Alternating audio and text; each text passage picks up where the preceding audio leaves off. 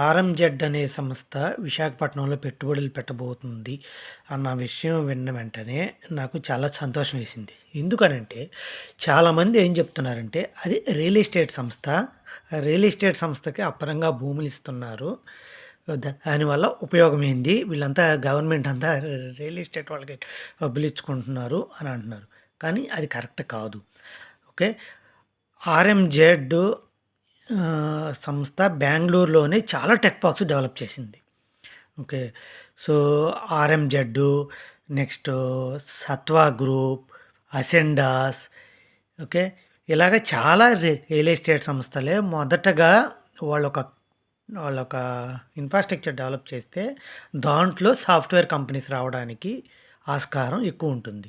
ఎందుకంటే వీళ్ళకి అన్ని ఐటీ కంపెనీలతో టై అప్ ఉంటుంది.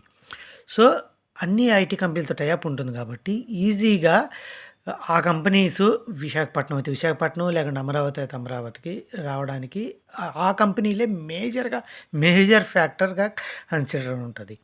అందుకని లోకేష్ గారు దయచేసి వీళ్ళ మాటలు నమ్మొద్దు. మీరు వెళ్తున్నది చాలా కరెక్ట్‌గా వెళ్తున్నారు. ఓకే. మీరు ఇ ఇన్‌ఫ్రాస్ట్రక్చర్ డెవలప్ చేసే కంపెనీస్‌ని మొదటగా ఇన్వైట్ చేయండి. విశాఖపట్నం, అమరావతి, తిరుపతి, కర్నూలు ఎక్కడైతే అక్కడ మొదటగా వీళ్ళని ఇన్వైట్ చేయండి.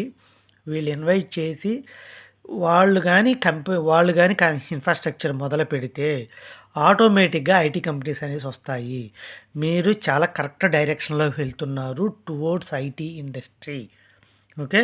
మిగతా విషయాలు నాకు తెలీదు. But with respect to IT ఇండస్ట్రీలో మీరు వెళ్ళే రూట్ చాలా కరెక్ట్‌గా వెళ్తున్నారు. ఇప్పటికే మీరు సత్వా గ్రూప్‌తో టై అప్ అయ్యారు. ఆర్ఎంజెడ్‌తో టై అప్ అయ్యారు.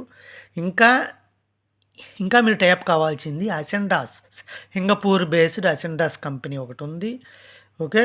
అలాగనే ఎంబసీ అనేది కూడా చాలా పెద్ద గ్రూపు.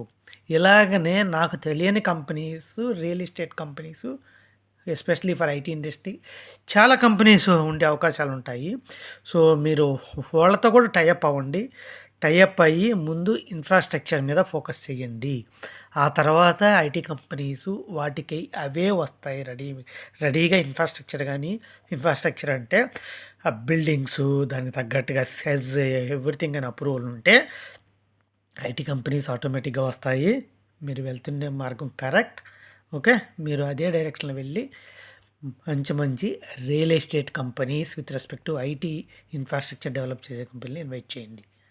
Thank you.